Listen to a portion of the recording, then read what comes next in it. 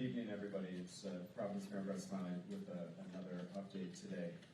In just a moment, Colonel Perez will give an update on the investigation, including video that was released. That video was released just a while ago. If you were here and do not have that video, you can see Camille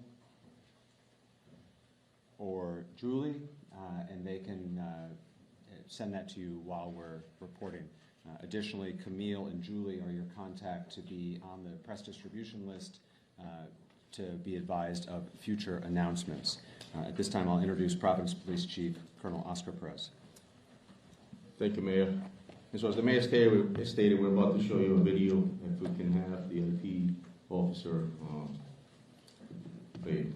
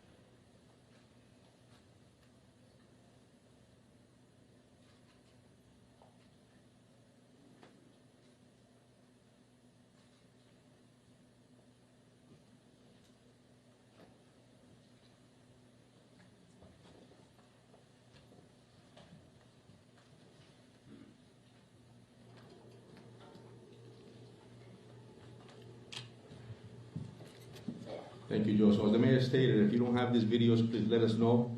And the reason we have shown these videos, there's a purpose, right? So as you can see, they're enhanced photos, there's enhanced video footage.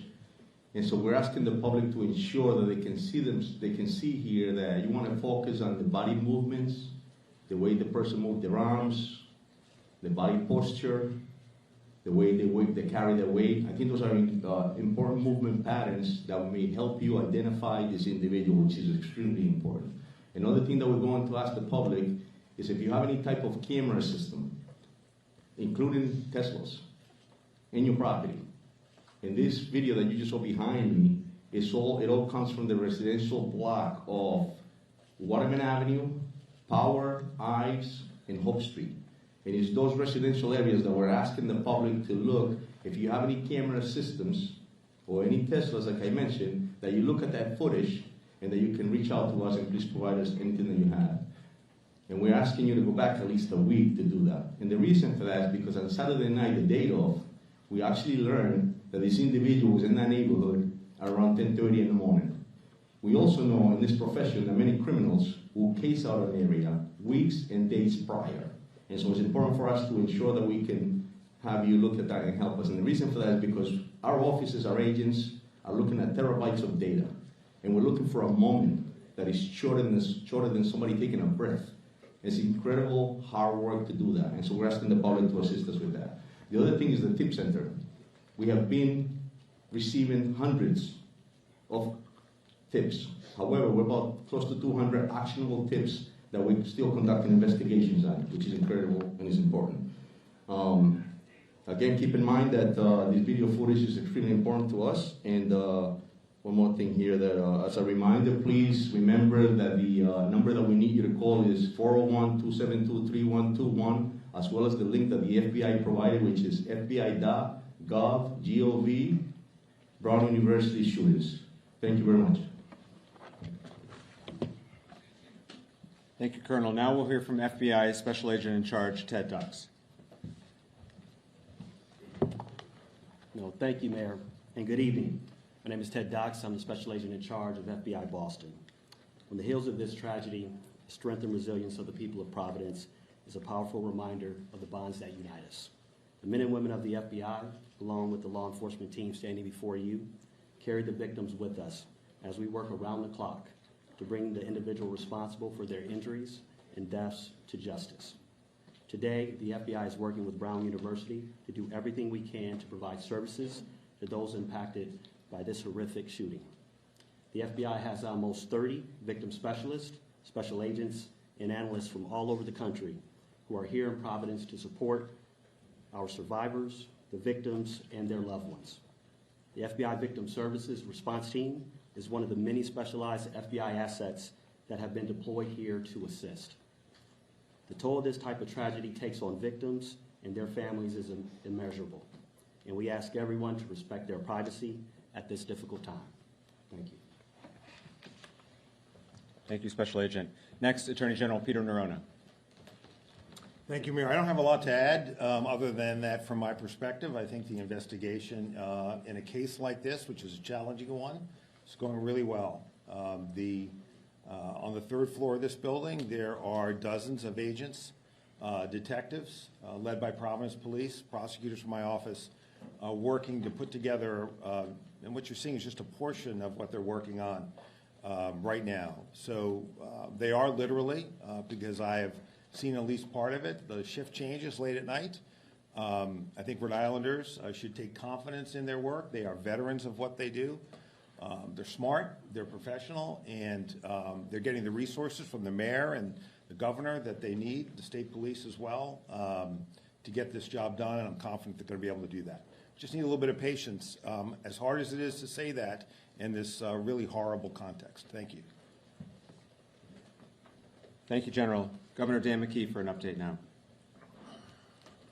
Thanks, Mayor. And right off the top, we're just making sure that the state is supporting Providence and Brown University, and then working with the FBI as well as our state police and the Attorney General to continue to provide information to the people in the state of Rhode Island. My information is that recently, today, we've met with all the university presidents in the state of Rhode Island. We know that we want to start a working group that will talk about enhancing the safety issues. And you'll see shortly that we'll be doing the same thing in terms of the mental health issues. And I think that's important as I'm out and about. We're hearing a great deal of anxiety coming from families and students and the general public. And that's one of the reasons why our state police has supported the Providence schools with presence as school begins and school ends in support of the mayor and his efforts to support the schools.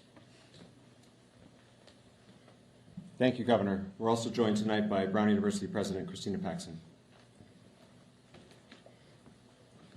Thank you, Mayor.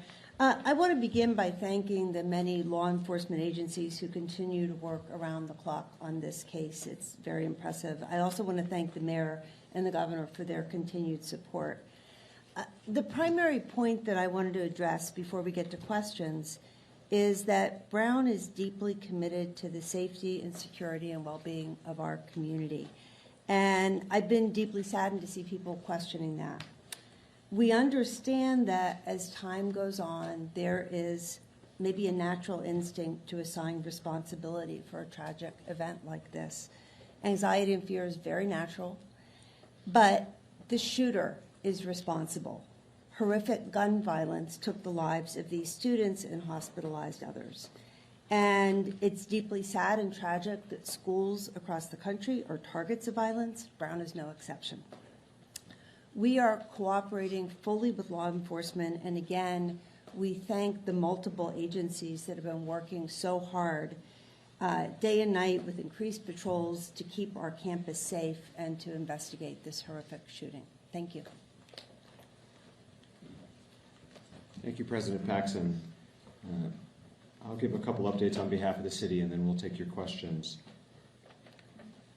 First, as has been discussed many times, we continue to have enhanced police presence throughout the city of Providence to help bolster the confidence and provide a sense of additional security to our residents. Today, we were aided by neighboring municipalities in Central Falls and North Providence with supplemental officers. We're grateful to our neighbors for sticking up and standing up with Providence. The state police continues to be an incredible partner, and I thank the governor and Colonel Weaver for their partnership. Providence Public Schools remain in session. Friday is the last day of school before winter break.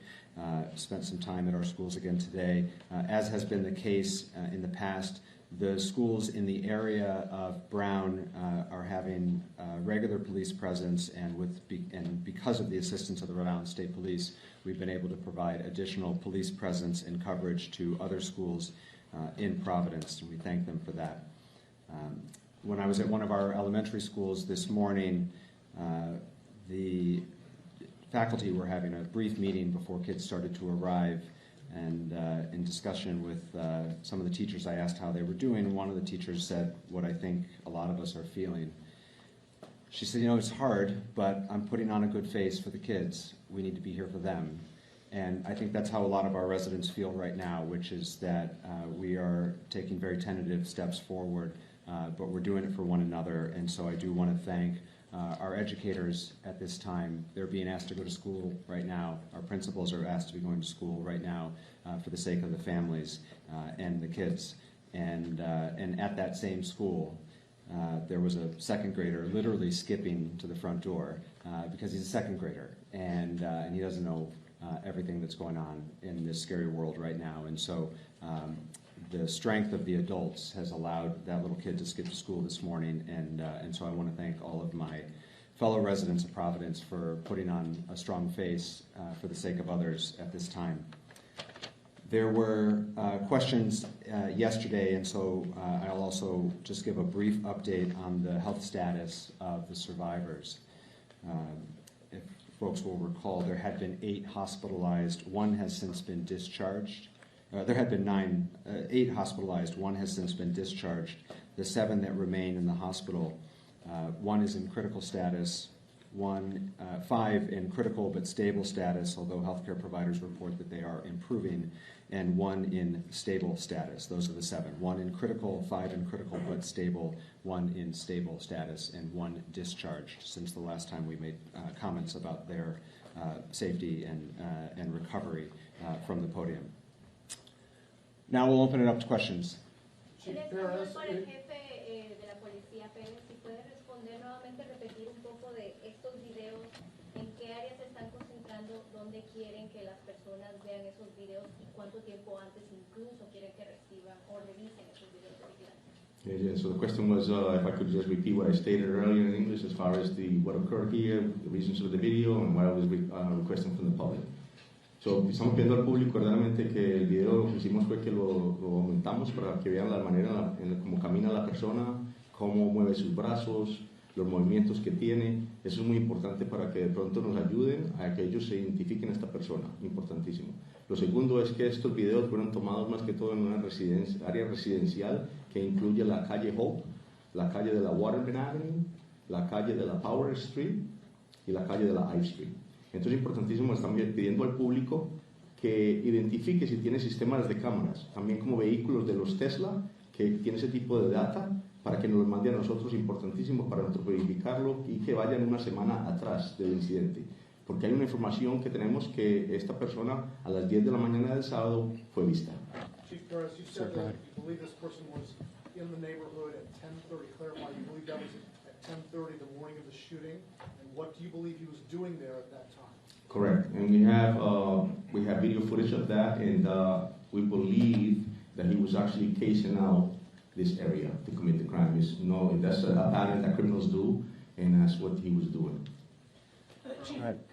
Chief, yesterday the FBI described the person that we've been seeing in these images as a suspect. Today the language seems to be a person of interest. Can you clarify, do you believe that this person that we're looking at is your shooter, is your shooting suspect? Definitely, he's still a person of interest, and we're still investigating that to be able to get that answer. But we strongly believe definitely there's a suspect in the incident and a person of interest. In the back. Right. An MIT professor died earlier this morning from gunshot wounds. Does that incident have any potential connection to this investigation? Now that we know of, no.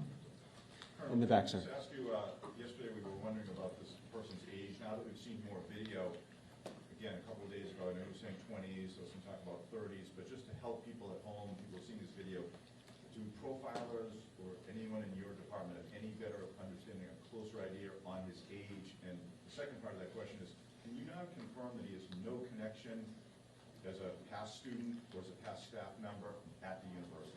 So the first question, I'll tell you that when it happened on Saturday night, obviously it was chaos, and there was a witness that stated that he might have been in his 30s. At this point, we're still just looking at the picture. We haven't identified ages or anything to that point. And as far as where he's a problem student or anything, we don't have any of those answers, no. Colonel, in one of the new videos, prior to the shooting, this person's interest is seen running. At this point, do you have any inkling why he's running, where he's running to? Sorry. Yeah, we're still investigating that, but we do know definitely that he was casing the area. And again, that's what criminals do prior to committing a crime. Chris. It appears that the FBI and PP, at least according to what I'm looking online, it looks like they're releasing separate videos at separate times. Are you guys still coordinating, or how are these looking? We are. You got to understand that there's a lot of people upstairs, as the general stated earlier, and we're trying to ensure that we do this right job and collect the evidence and that we need, and we want to make sure that everybody has especially you guys in the public. One thing I want to make sure that the community is safe, well-informed, and stay confident in the work that we're doing. So yes, there was a video that was released, but we also were working on another video, and the purpose of this press conference is to ensure that the public can see those videos showing movements, like I stated earlier, the way a person walks, the way they carry their weight. That's the importance. And so our video, the second video that we showed was the one that we needed to show the public. Just All right, please. in terms of cameras inside and outside the engineering building, are those working at all? And if so, why not release some of those videos? So the video that we showed you came from inside the building, and that's all we had at the moment. That's all we have at this moment. Correct. Inside the engineering building, though? I'm sorry? It's from the outside. From the I'm sorry. outside, so do you have video from Yes. inside the engineering building? Both inside and outside. I'm sorry, just outside. That's all we have, not inside. No, I'm sorry, just outside. Are they going to be released anytime soon, the ones from inside the building? That was released already. That was the outside of the building. We released that. Yeah, let me just jump here and clarify. Okay, so there is for those of you who've been with us before, and I understand not all of you have been, there is video inside the building. There are cameras inside the building. What we have released to you are videos of this person of interest. So I want to be clear, because later on there may be other videos that get released in the course of a prosecution, likely will be at some point.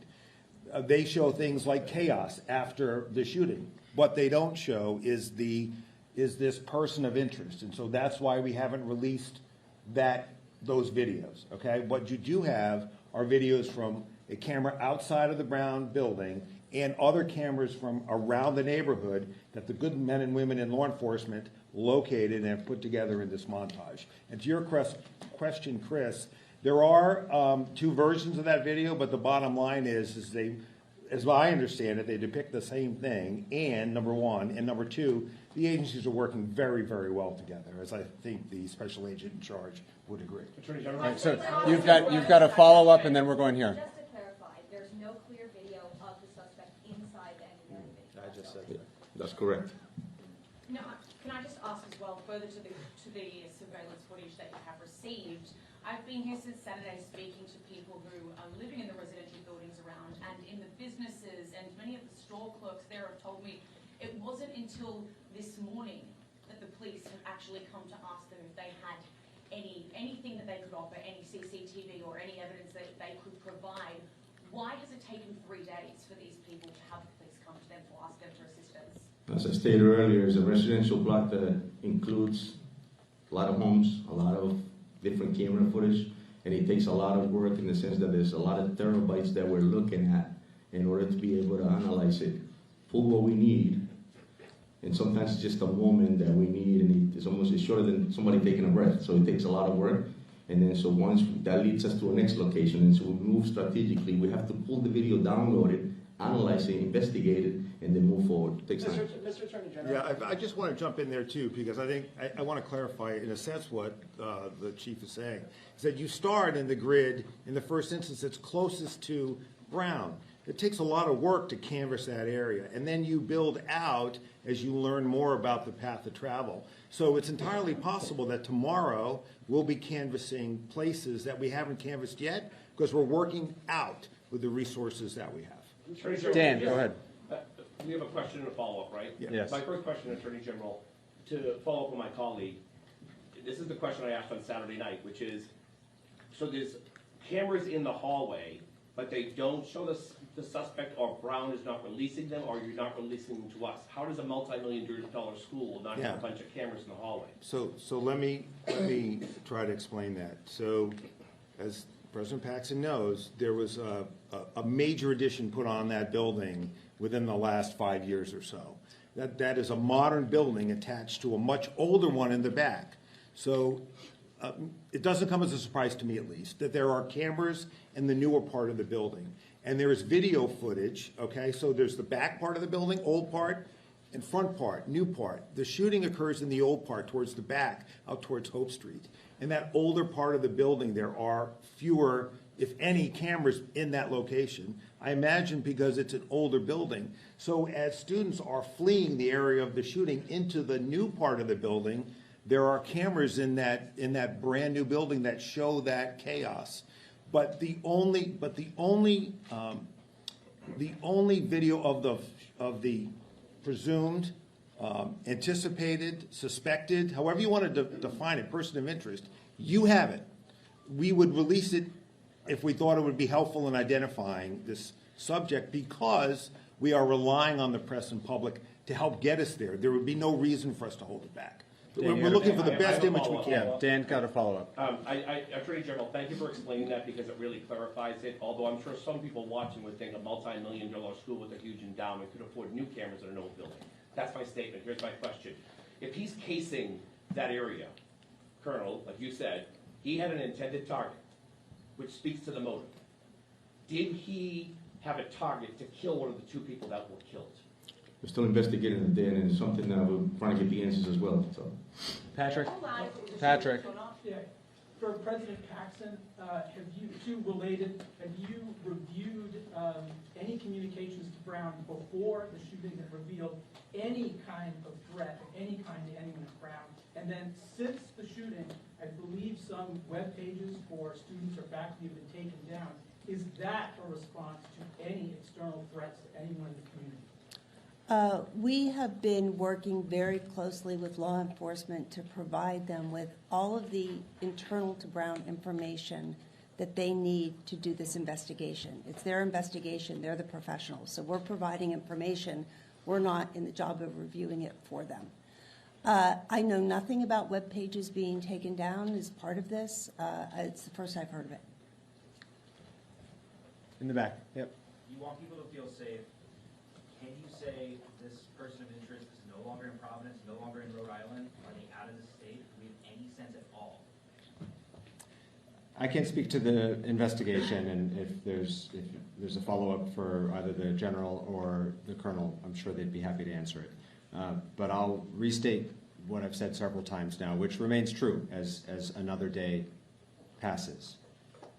Since the initial call came in at 4:05 p.m. on Saturday, we have not received, and this is now updated with another 24 hours have passed, a single credible, specific threat to the area, to the city related to this event, and as far as I know, to the state. And I know that this is a question that many people are struggling with, and it's difficult conversations that I've had with many, many of my constituents, including a very anxious parent this morning. The best information we have is that there is no credible, actionable, specific threat that has occurred since Saturday. And in order to enhance and ensure the safety of our community, we have stepped up law enforcement efforts throughout the city in a precautionary measure, and an abundance of caution, to try to give comfort and confidence to people who have to take the steps forward in their daily lives, who have to take their kids to school, who have to get to work. And that is the honest answer and the best answer we have at this time as the days continue to pass. Mr. Mayor, with that, can you tell us where you believe he may be? Is he in the state? Is he in the area? That question was asked as well, so Colonel, I'll let you answer that. Yeah, we'll continue to investigate that. That's not, listen, we're looking for the same answers as the mayor stated. We haven't really received any credible info as far as any other calls for that nature, but I'll tell you that we have enhanced our presence in a part of the city, and we're using every resource we have, and every call that comes in, we're responding to it immediately.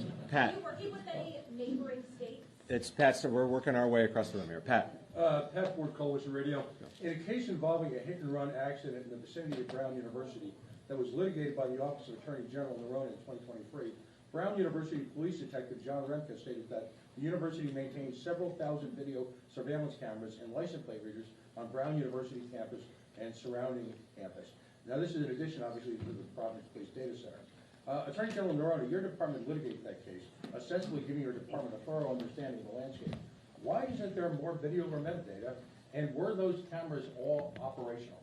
Yeah, I can't speak to what was operational or wasn't, but I will say this, that, and I've answered this question a few times today, and I'll try to do my best to answer it again. So somebody reported, it might have been the Globe, that there are 800 cameras or so on the campus. It might have been the Globe. 1,200. But this building is on the very edge of the campus. If you know, I know that building well. I had two sons who spent a good chunk of their lives there. It's at the very edge of the campus. It's not in the heartland of the campus. It's not the green. And there are several greens. It's not any of the three greens as I remember them. So it's right on the edge of the campus, and where the shooting took place is at the very edge of that building on the edge of the campus. And so, as those of you who know Providence know, you are very quickly into a residential neighborhood, which is why the video footage you're seeing of this defendant's, person of interest movements, are pre and post shooting are in that neighborhood. So the building is on the edge of the Brown campus. Where the shooting took place is at the edge of that building, and then you're very quickly into a residential neighborhood. There is no footage. I'll try to say it again. There is no footage that depicts this individual that would be useful in identifying him that we have not released to you. And I think you can tell from, frankly, the not very helpful quality of the initial footage that our standard is pretty low. If we thought it was at all helpful, we would have and will release it. John. Follow-up question, real quick follow-up. Colonel, Hold on. Does Brown University or the federal government employ Stingray or any other mass surveillance equipment in and around the Brown University campus? And again, remember that the Brown University detective said that these applied and said that these cameras extend in the neighborhood. So the other question is, does mass surveillance by Brown University end at campus borders, or is there anything in the Thayer Street community, downtown area, or anywhere else in the community? You asked me this question last night, Pat, and I don't have any knowledge of those systems. Respectfully, Mayor, I'm not asking you, I'm asking the Attorney General or the FBI. Okay. Yeah, there's no mass surveillance. Well, first of all, I'm not sure what mass surveillance means, Pat, but by any standard, I wouldn't describe it as mass surveillance by Brown University. There are cameras that they have in place in an effort to protect their students. And unfortunately here, given location, given age of building, we just don't have additional video footage. Trust me, I wish we did, but we don't, and so we're doing everything we can to find additional footage from the neighborhoods, reinvent his path of travel, and continue to canvass for either people who may have seen him, encountered him, or who have video evidence that could supplement what you already have. John. I have a question for Agent Dox of the FBI. Agent, so this happened Saturday night, and then last night you have an MIT professor. I know the question was asked, but this has to work. What we see on this video seemingly is someone very cautious, almost like a professional, kind of like the DC pipe bomber that is circling several times. Right. What information do you have? That MIT Jewish professor in Brookline was basically executed. Do you have any intelligence how that person was operating at? You know, it's interesting. The Colonel Noble reached out to me very early. Their lead on that particular incident. he made sure that if there's any intelligence, any information in which is connected to what we have here, that they would share that. At this time, there seems to be no connection as it relates to that particular incident. What, as a FBI agent, follow-up, what do you see in that individual who's walking? For example, you know, he's walking with his arms behind his back, and I've seen people talk about that's not like a young kid on a campus. That scene where he's, you know, walking, that's something more either European or Middle Eastern. What do you see so far in this video that we see of this suspect or person of interest? You know, I think the colonel articulated in a sense what they see. I say from an FBI perspective, we have individuals that can hypothesize on that, our behavioral analysis unit, and those type of individuals. I will say I would be, I think, getting a little ahead of things if I give you kind of an inference of what I see in that particular behavior. It can mean a lot of things, to be truly transparent with you, and to get into the mind of an individual that would commit such a heinous act. That's a place in which I don't want to go right now. I'm not sure what was going on in that particular individual's head at that time. But you would agree, John, that's it. This individual seems very calculated. Brian in the back. President Paxson, clearly, as you stated, the shooter is to blame, but you're hearing a lot of questions about the lack of cameras. You mentioned you've heard some of the criticisms. What is your response to parents as well who said they pay a lot of money for their kids to go to Brown? They're questioning the cameras, why the sirens didn't go off. Do you believe that Brown had the precautions and safety measures in place before the shooting that were appropriate and necessary? I do. And in fact, I'm glad you mentioned the sirens because I think there's been some misinformation about that. We have two security systems that we can activate in time of an emergency. One is a system that sends out text messages, phone calls, emails, and it was activated within minutes of the incident. Those messages went out to 20,000 individuals, so all alerts. We also have a system of sirens. There are 3 sirens placed across campus. Those get activated when there is a broad-scale emergency and we want people to rush into buildings. In the case of an active shooter, activating that system could have caused people to rush into Barris and Hawley. So that's not a system that we would ever use in the case of an active shooter. So, just to follow up, it does say on the website when it was launched that it is for an active shooter. it depends on the circumstances and where the active shooter would be, but you don't want to ever get people rushing into buildings that might be the site of an active shooting. That's it. That's my understanding. Go ahead, sir. Do you have any evidence that suggests that the victim, Ella Cook, may have been targeted? No, not at this point. Yeah, agreed. Question over here. You mentioned you have over 200 tips. Miss, we're working our way across. I'm sorry. Let's go ahead, Tom. Attorney General Narono, what are the characteristics of the guy in the first video that makes you believe that he's also the same guy in the video that was released yesterday, and then a follow-up for President Paxson? Yeah, look, I think that that is an analysis that has been done by the agents and the detectives. And a lot of factors are going into that. A lot of it is being able to, and as I just saw upstairs, a really terrific job of tracing movements. And when you put movements and times together, it's easy easier perhaps is the best word, to identify them as the same person. Now, look, there are no absolutes in any investigation, and I'm not about to make absolute statements in this one either, but that's the general reasoning for why we've concluded that. Just a follow-up to President Paxson. Right now, school break is pretty much underway for a lot of the university students.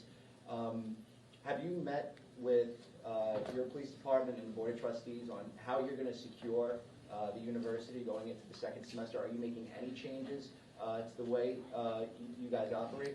Well, right now we have been, the campus is emptying out first, as you said, but we still have staff and faculty and graduate students and international students who will remain on campus during the winter break. So it's still open. And right now our focus is on getting as many sort of boots on the ground, people in cars. We have been really fortunate that the city and other municipalities have people who are helping us. people from the state. We also have security that we brought in from outside. I think over 60 people today were patrolling the campus. I was on campus walking around, and I couldn't turn around without seeing a security person. So we will continue that for as long as we think it's necessary. And right now, the campus feels very secure. So no Thank changes. you. Steve, I'm sorry, I missed you earlier. No, it's okay.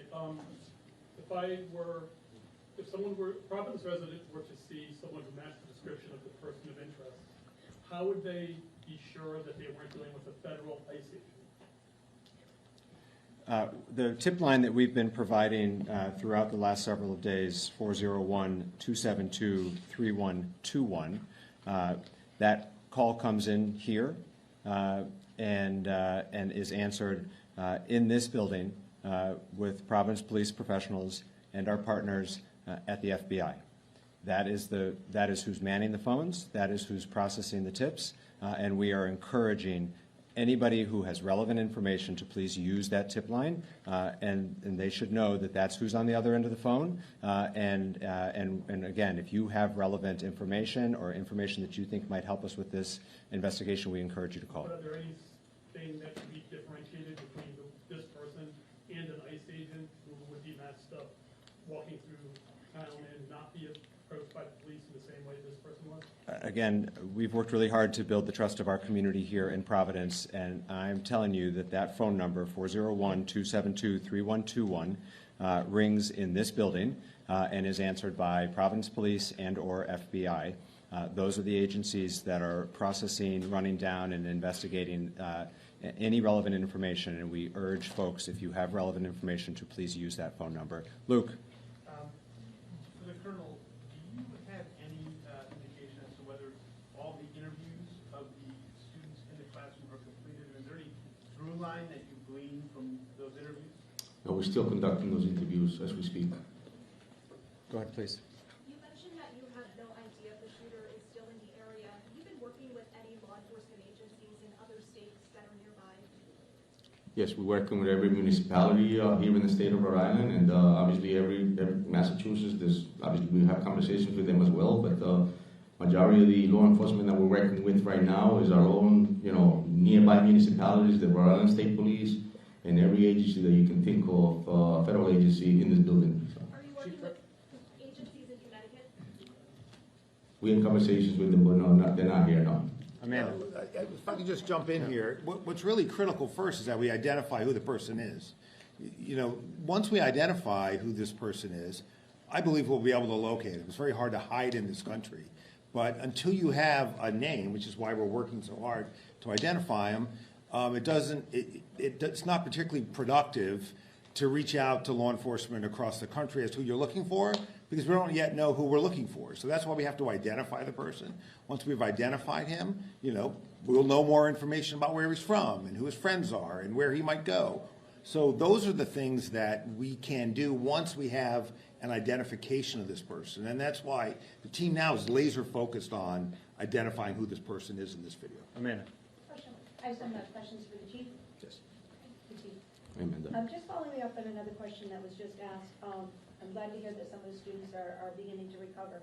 How many of the students who were inside that building and also outside have detectives been able to interview, and have they elaborated at anything that this man said? Allegedly, he yelled something in the classroom before opening fire. Did he appear to be wearing a bulletproof vest, and that's why he appeared bulky? It's a good amount of interviews that have been conducted. We have re-interviewed several people. And so I just want to tell you that's part of the investigation right now. We'll continue to investigate. We'll continue to speak with them. And like the general stated, listen, we're just trying to build the case here and make sure that we can move forward and continue the progress as we're doing. But the interviews are still being conducted. So. But Chief, they haven't elaborated.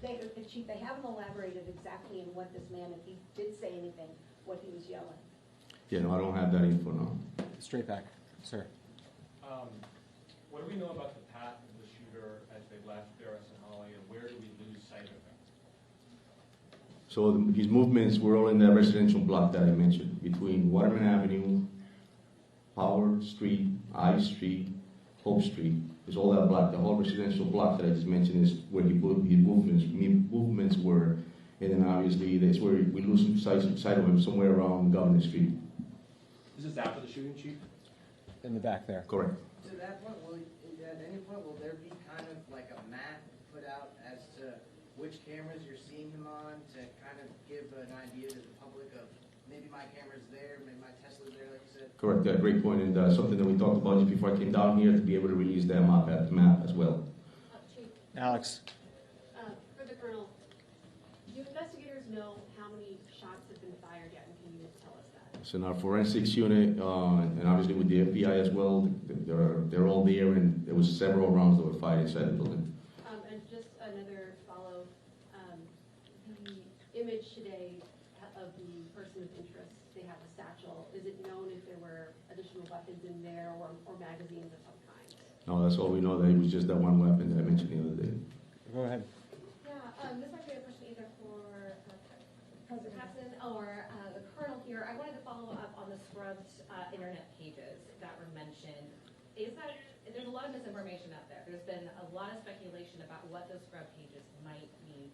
Can you help fact check, give us some information today about what this scrubbed individuals, about one very particular individual, does that have any connection to do with the shooting? As I said before, I have no knowledge of any scrubbed pages. You can follow up with our communications office if you want to get more information maybe tomorrow, but this is the first I've heard of it. So I did, and then they directed me to Colonel Perez. Do you know anything about? I do not know. Right behind, yes. Hi, una pregunta para el coronel. ¿Qué es lo que ustedes ven en la descripción, en el lenguaje corporal de esta persona que los hace pensar que es una persona de interés? He hablado con personas de la comunidad que tienen cierta desconfianza porque ya liberaron a una persona que también era de interés. ¿Qué hace a esta persona la que pues, podría ser? Yes, so the question is, what makes this person one of the suspects that we have that is a priority, and since we had released somebody already in the past, what makes this person the subject? So, la respuesta verdaderamente es que tenemos muchas indicaciones que este individuo es el que cometió esta tragedia. Y entonces, estos videos que mostramos es por esa razón. La investigación nos está llevando en ese progreso a determinar que esta es la persona, por demasiada cosa que vamos a seguir investigando. So the answer is pretty much that there's a lot of leads that we have here that identifies this individual as the person who committed this tragedy, and we have enough to be able to move forward in progress, and we're very confident that that is the individual that committed the crime. You have one follow-up here? Or you go ahead, please. I'm sorry. ¿Por qué no llamarlo sospechoso entonces? ¿Y qué le dice a la comunidad que está angustiada? So why don't we call him a suspect, and what do we tell the community that's nervous? So la respuesta es, verdaderamente, estamos llamando a una persona de interés, ¿verdad? Porque necesitamos crear un caso para poder llevarlo a la justicia y presentarlo al fiscal. Y así le decimos a la comunidad que realmente estamos en un trabajo y esta es una prioridad en este momento y una responsabilidad de que pongamos un caso completo para poder llevarlo a la justicia. Can I just jump in here, Mayor, with your permission? I want to come back to your question about that name. And I know the name that you're asking about because a member of the media asked me about it. I am familiar with it. I wasn't familiar with it when the media member asked me about it. I think it was either CBS or NBC. I asked my team about it. And I think this is an area where caution is really necessary. There are lots of reasons why a page might be taken down, particularly if there's chatter out there about, to your question, Amanda, about words that were spoken. It's easy to jump from someone saying words that were spoken to what those words are, to a particular name that reflects a motive targeting a particular person. That's a really dangerous road to go down. Really dangerous. If that name meant anything to this investigation, we would be out looking for that person. We would let you know we were looking for that person. You know, again, I think it's just a really dangerous road to go down. I know that in today's age, there are lots of things that people read into things. It's just a dangerous thing to do. And I would leave it to us to identify persons of interest and let us run them down. What the public can do for us today is help us figure out who this guy is. And we hope to have more information out that will help you do that, help us do that. You have a follow-up here. I do, just Yeah. very, very quickly. It was further to my colleague's question, but you have answered most of it. But just in regards to the rumors that are circulating as well about the motive here. Do you have any information regarding the rumors that a particular professor was being targeted? Yeah, there's no information that the investigative team has about motive. Zero. There's nothing about, even if taking at face value what one or two witnesses may have said about what something was said, okay, and there are many witnesses that say nothing was said, there's nothing about what we know was perhaps said that indicates any kind of motive that is related at all to ethnicity or political outlook or culture. There's nothing at all that we know right now about that. And I think that is a dangerous road to go down, particularly in today's environment. Patrick has a follow-up. Does the fact that the satchel is in some videos and not in others, and his disappearance around Governor, either indicate that there's a vehicle involved or one of the houses involved, that he picks up the satchel or gets off the satchel? What does that tell us, the fact that he disappears if there's a vehicle? So the actions of a criminal, pretty much. I'll tell you that's you're right, and that's something that we're looking at. As you can see in the video, the satchel's on, sometimes it's not on. He has a heavy coat on. He has something in front of his abdomen. He could have hit the satchel, and something in the instance that we have, we'll continue to investigate. It's complex, but we'll continue to investigate as we go Chris on. has got a follow-up. Chris has got a follow-up. Chris has got a follow-up. Are you assuming, like in Lewiston, Maine, after 4 days, the suspect had taken his own life? So if you just set the microphone, are you assuming right now that you're showing these videos that this is a suspect after 72 hours that's still alive, or do you have dogs and thermal imaging from helicopters overhead that are looking for a person that's taken their own life? Yeah, we're using a lot of resources. As soon as we get a lead, we continue to follow through with it. An investigation, I mentioned the other day, they start here and they lead in a different direction. So we're there. Yes, you're right. We use dogs. Yes, if we have a lead on something and we think that we need to go back and search it again, we need to re-interview, we're doing all that. Chris, you've got the last question. Go. This is for the Colonel and the AG. The mayor had noted the Boston Globe podcast that there were setbacks earlier in this investigation. Would you also say that initial detention with that first person of interest, would you also categorize that as a setback? Well, the mayor and I agree on nearly everything, but we look at this case maybe from different backgrounds and experiences, perhaps. Certainly, the mayor has had many great experiences that I've never had, leading a city, for example. But I would not characterize it as a setback. The way I would characterize it is, it was a lead that had to be run to ground. And the person, as that lead was run to ground, there was an initial period where that lead looked very promising.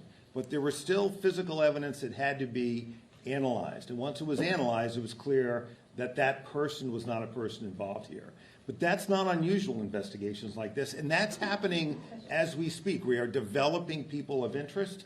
And some we quickly rule out, others we quickly rule in. And when I say persons of interest, people that could be this guy based on other evidence. So I would not view it as a setback. I mean, I think, frankly, the police work there and the analytical work that had to be taken out of state and brought back very quickly was very well done. Certainly was it a disappointment for those of us who hoped we could wrap this case quickly for the benefit of the Brown community and the people of Providence around, of course. But I don't know that I would use the setback, but I think maybe those words don't, but maybe what I'm saying is not all that different from what the mayor said. But I look at it as good police work while other work was going on. We will be back tomorrow with further updates unless there is a meaningful update. Again, if you are not yet on the press list, please see Camille or Julie to my left, and they can add you to the list. Thank you all very much. Mayor, first of all, can you on the posting from the FBI, it says if there's a second individual. Is there a second individual or no?